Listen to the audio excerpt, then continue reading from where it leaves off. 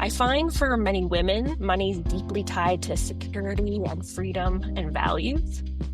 It's not just about growing wealth for the sake. Brain science actually plays a huge role in how we spend. Our brains are, as you probably know, wired for survival, not savings. And that part of our brain that makes those quick decisions, the amygdala, it's constantly scanning for ways to feel better right now. Doesn't care about the future, it's right now. And that's why we go buy that latte when we're not feeling great, or maybe that new pair of shoes is gonna make me feel better. We're chasing that hit of dopamine, that feel-good chemical. And on the other hand, the part of our brain that thinks long-term and does the planning is the prefrontal cortex. And it's like the wise parent reminding us about our budgeting and our future goals. But the problem is that that part actually gets quieter and it's easier to ignore when we're tired and we're stressed or emotionally overwhelmed. And I don't know about you, but I think most days that's how I feel. So usually it's the amygdala that's taken over. And I find understanding this doesn't make us bad with money, it just makes us human.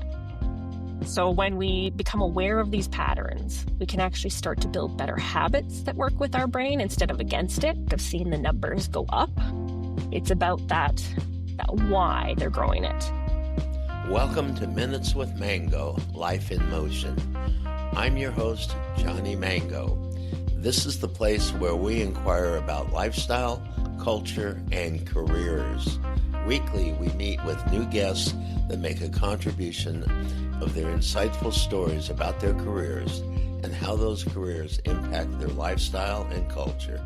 Hello, everybody. This is Johnny Mango, and today we have a very fun guest to talk about financial planning, specifically for women.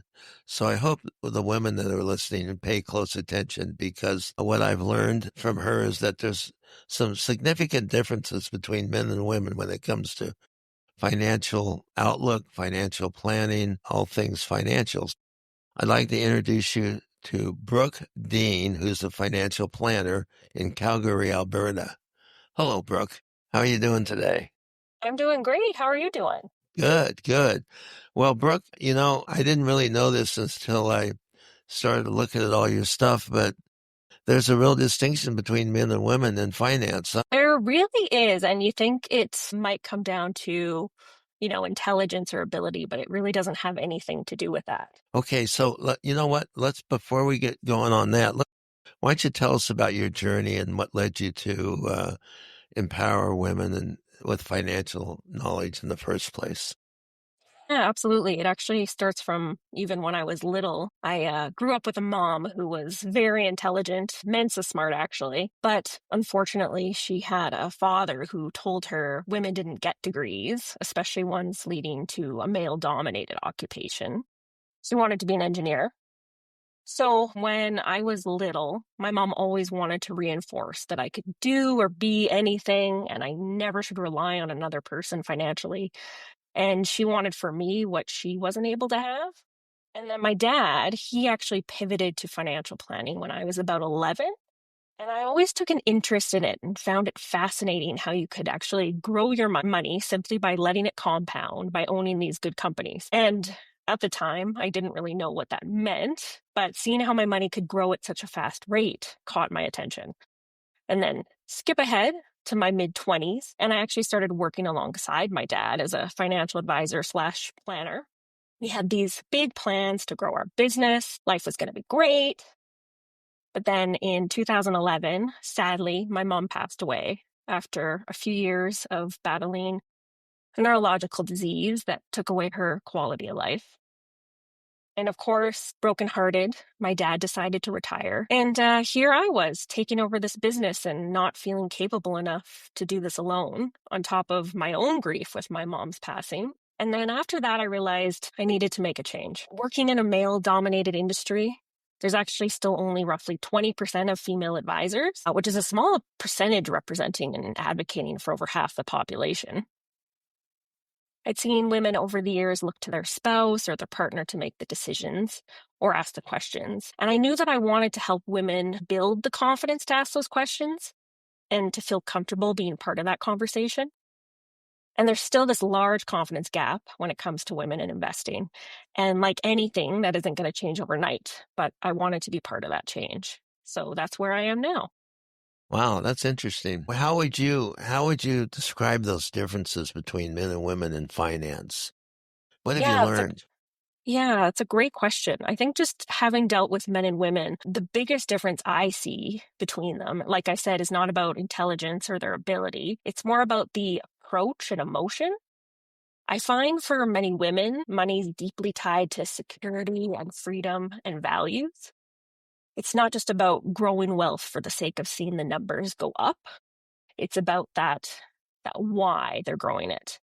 I find women often want to understand the full picture before making decisions, how it'll impact their family or their future and, their overall goals. While men traditionally have been taught to view money more as like a scorecard or a tool for building status or independence.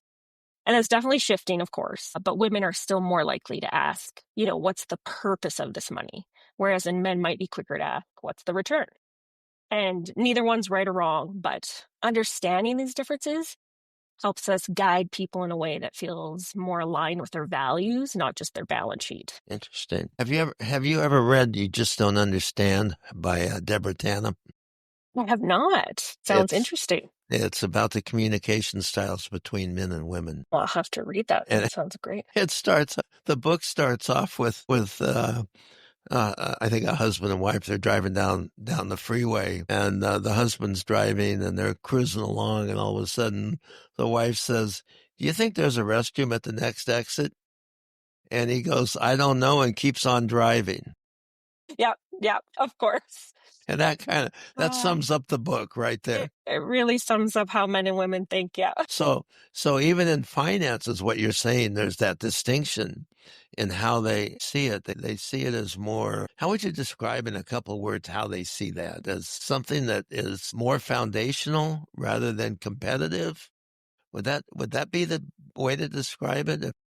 I probably would say, like, definitely competitive on the male. And I'm not to say that all men are that competitive about money. I have great male clients who aren't competitive, Right.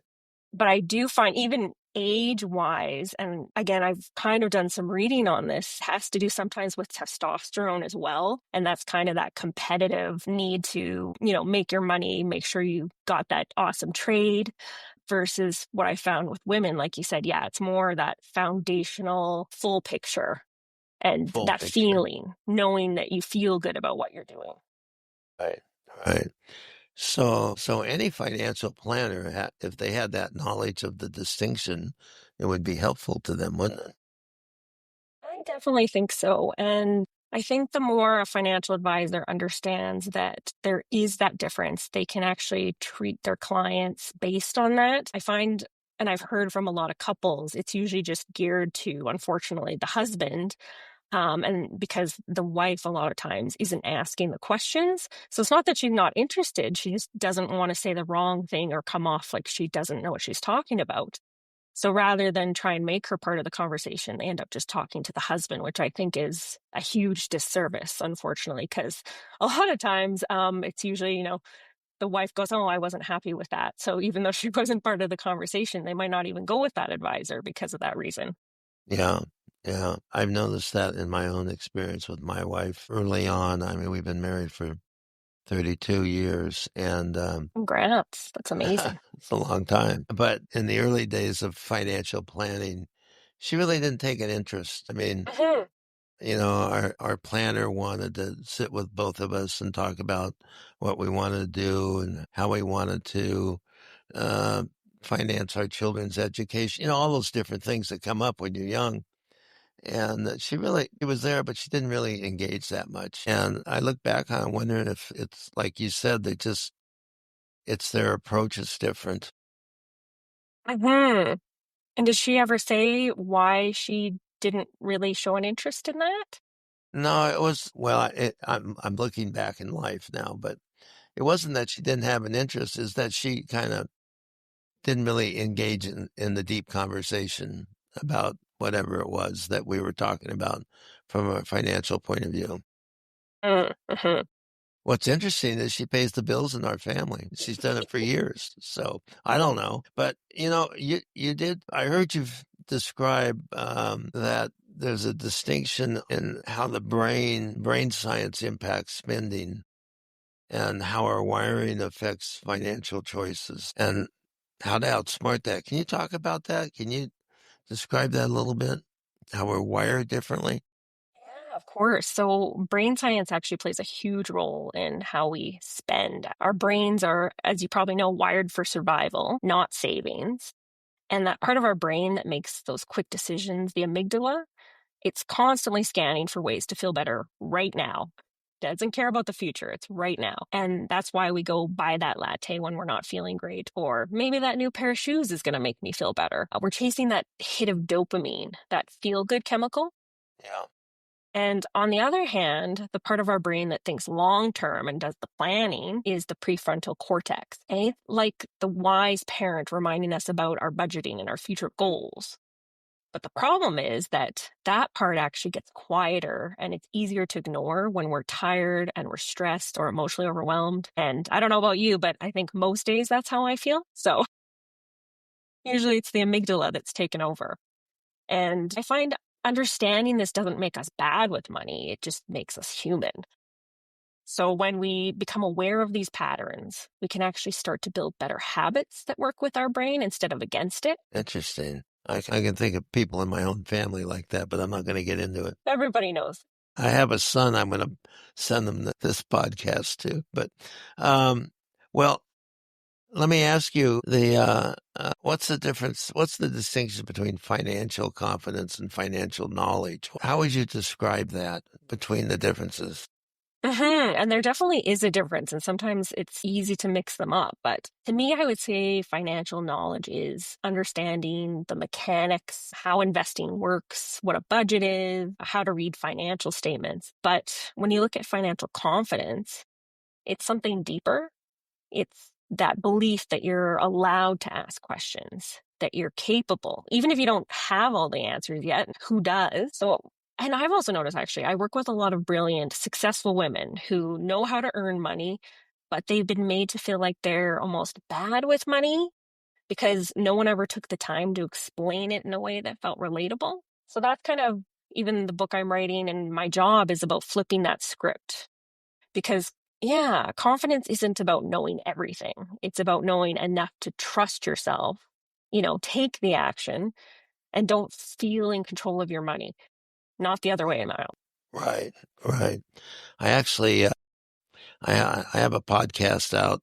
Oh, I don't know. I did it about a month ago with a psychologist up in Toronto on the imposter syndrome. Yes. And she told me one of the things she shared with me was that 70% of the population at one time or another, even though they're competent at what they're doing, they don't feel it. Mhm. And so they feel a lot of times in the workplace, they don't feel competent, even though they are. And they've been trained, but and this goes for both men and women. It's just not not women. But I'm hearing the same thing from you about this the distinction with competency, that they know it, but they don't want to speak out on it. Yeah, exactly. And that's kind of and you may have heard it before, like if you're in a boardroom, a lot of times it's the men who speak out. There's something to do with, I guess, just how women are wired. If they don't feel they are competent enough, but if they don't feel like they know every question, or know every answer to every question, they're not going to speak up. Versus the men, if they feel partially competent, they will answer. And that's kind of what I'm trying to do is get women to realize you don't need to know everything. And honestly, any job you're in, the more you learn about that job, you actually feel almost less competent because you now realize there's so much more out there versus when you first start, you don't even realize there's that much. Right, right. What about what's the number one myth or piece of advice you wish women would stop believing when it comes to money? What's the big thing that you've I learned? think, yeah, I would say that it isn't complicated. Keep it simple because to be wealthy, to invest, it can be really simple. It can be, so many people, they go out of their way to learn all these things and make it so complicated. But really, it just comes down to, a few simple things. And if you follow those, you can become wealthy. You don't need to know all the ins and outs. Leave that to the, financial advisors and the investor bros and all of that. You don't need to do that. So just keep it Right. simple. Keep it simple. So, if a woman wants to grow her wealth but feels intimidated or unsure on where to start, what would you say to somebody like that? I would say just start looking at even just the beginning introductions of, how to budget. There's a few good accounts. You want to make sure you're looking for financial advisors or people who do speak on money. Make sure they have the proper designations, that they have experience before you take what they say. A lot of times I find that some of these what called influencers are trying to sell a product. So if you're finding someone who's financially education only, that's a good place to start. And also there's usually like courses for adults, like night classes or something. You can take a, investing 101 or finance 101 and just get a general idea of where to start. And that's usually a good place. Right, right. So, you developed your practice or your business with a lot of high net high net worth women. How did you go about doing that? It started out, yeah, when I first started out, like I said, I had some of my dad's clients, some were passed down to me. And when I first started, it was like, I need to kill to eat kind of thing. So I was making sure that I was pretty much taking on anybody and I would help anybody, even if I wasn't getting paid because it was experience. And then as I went along, there are people who, they are interested in learning how to save, but I found I would spend time with people who would come up with excuses as to why they couldn't put away, $25, $50 a paycheck.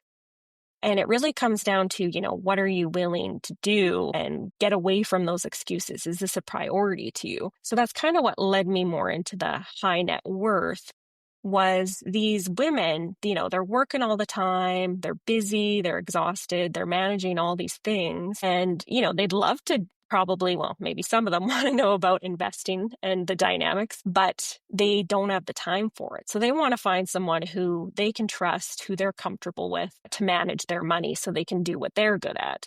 And that's kind of where it just, one of those, once you start focusing on what's important to you. So me, of course, it was finding women who are busy, high net worth.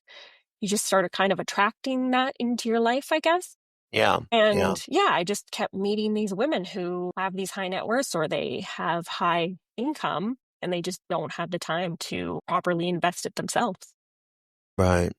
I have a question for you. Have you noticed a distinction between age demographics and money? I'm just kind of curious. From my perspective, it seems like younger people don't think in terms of saving like older generations do. Have you noticed that? Do you know anything about Yeah. that? Yeah, it's hard to, I have noticed typically, yeah, there's kind of like this if the parents teach their kids from a young age, okay, you have to save young, then I'll meet with my clients' children just to kind of give them, a basic idea. And if their parents been telling them this the whole time, then they have I guess a better willingness to want to invest versus some like younger generation, if they've never been told and they've only seen their parents spend, then they don't see the point. They're like, well, we're only here for how long? Let's enjoy it. I don't need to worry about the future.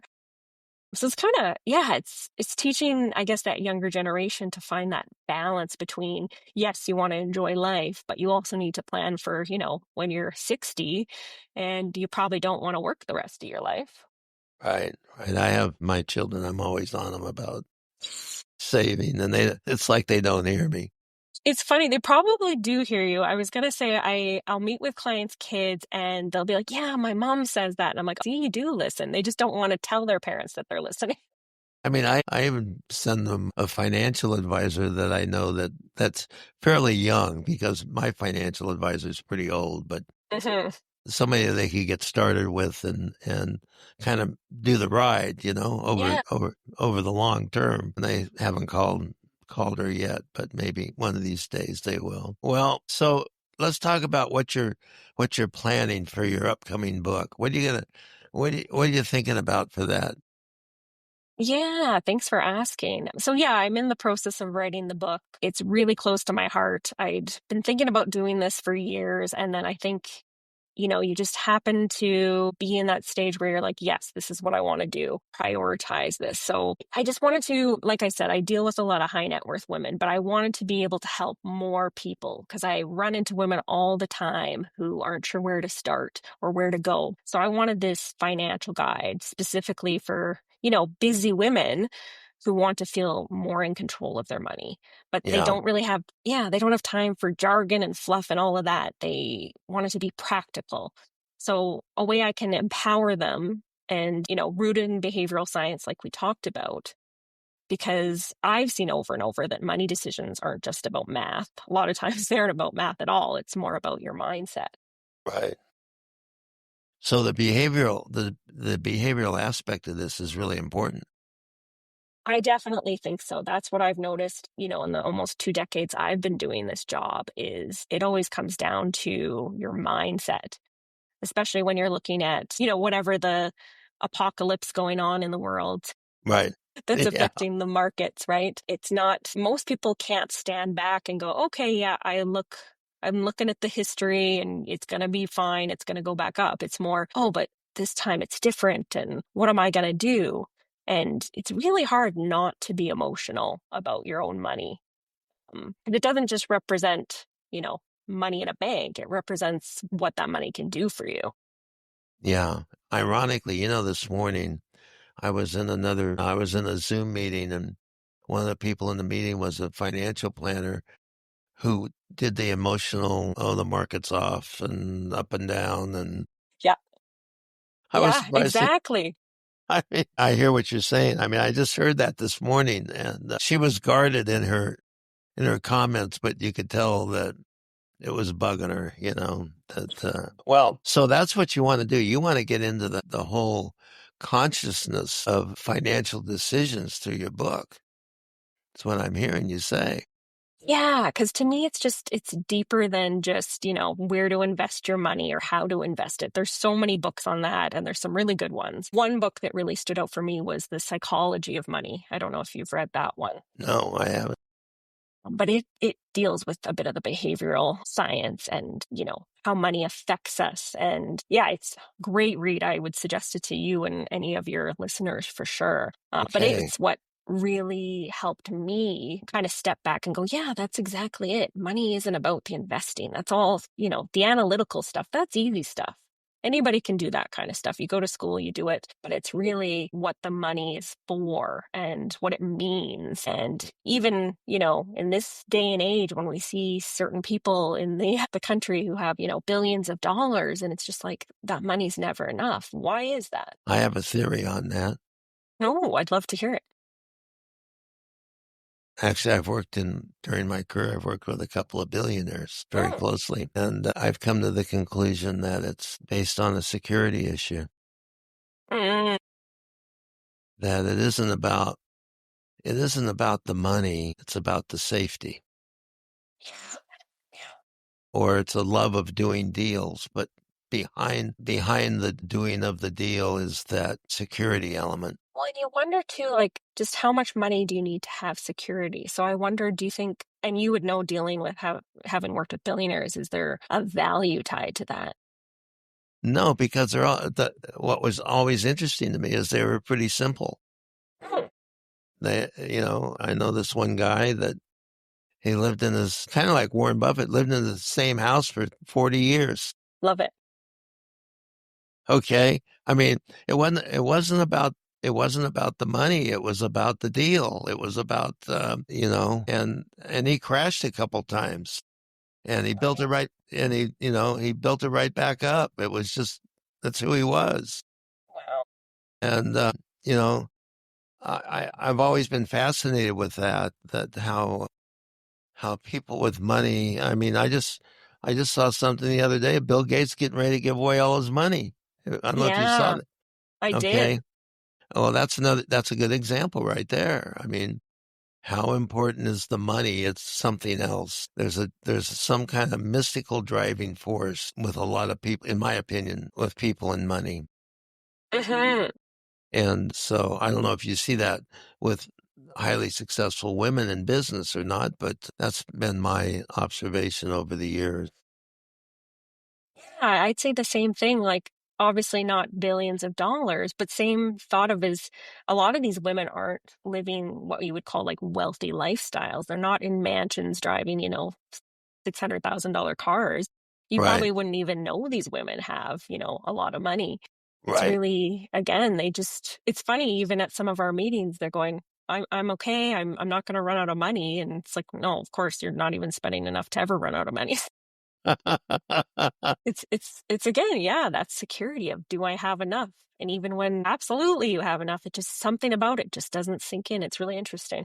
Yeah, yeah. I came to that conclusion years ago about different people, and they were wonderful people. I hear all this stuff about billionaires and millionaires these days, and the ones I knew weren't like what's being described out there. But Exactly. maybe some of them are. I don't know. But I'm not here to get into the politics of money. That's for sure. No, definitely not. That's another session. Golly, holy moly! I don't need that in my life. Uh, Exactly. uh, well, Brooke, if someone was listening today and is feeling behind or ashamed or stuck when it comes to money, what's the first thing you'd want that person to know, especially a woman? What would you want them to know?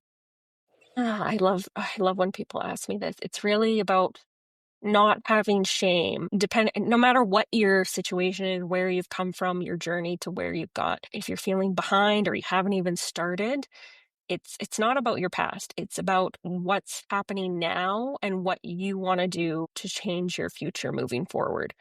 You get to decide right now by doing those things, starting those financial habits of even putting a little bit of money away every paycheck. And the comparison thing, that's the huge thing, right? Is not comparing yourself to anybody else because you aren't them. And honestly, a lot of the times you think, oh, I'd love to be this other person.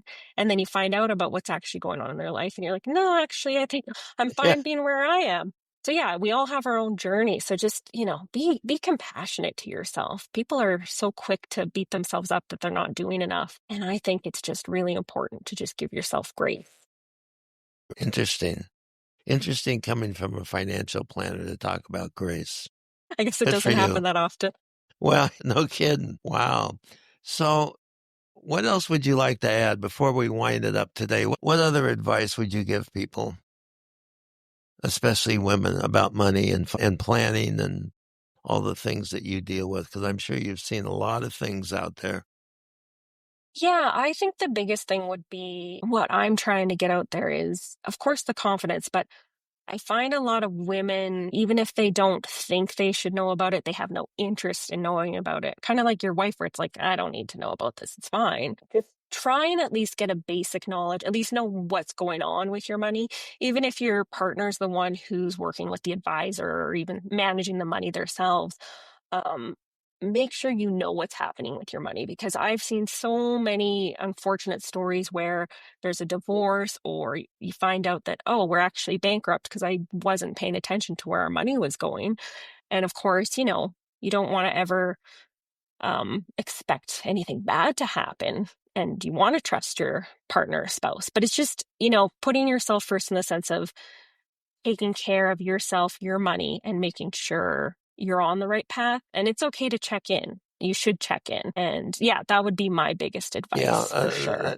that's the thing. I know that between my wife and I, she'll sit down with me and say, "Okay, this is what's going on," or "This is the Exactly. situation," Yeah. or whatever. I have full confidence in her, but she brings me updates. But wow, interesting. Another thing that I've noticed with my children is that I have one son who's a musician. Talk about starving artist, but he's a real professional. He does quite well financially Wow. after many years of not. Okay, Good for and him. he's Finally yeah, it's paying off. yeah, and I've said to him, hey, it's time. Mm, It's time. Here's the name of a young financial advisor that I know who's has integrity, and give her a call. And he says, but you know what he says to me? I don't know what to talk about. I said, you don't need to. Just find out. Tell her tell her what your basic income is now and tell her what you're doing. She knows what you're doing because I've told her. And talk to her and then just listen to what she has to say. But I kind of picked up from him. He's kind of embarrassed because money's never been important to him. Hmm. Playing music's been important, but not, Oh, not for sure. I was, yeah, I was gonna say like I have heard that so many times. He's definitely not, the outlier in that uh not wanting to meet with an advisor because you're like, I don't know what to talk about. What is this even? I don't know.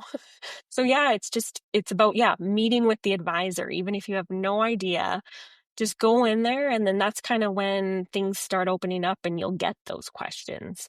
right, So I think it's, right. yeah, like your son just taking the first step into, yeah, your money journey. And that's where you gotta.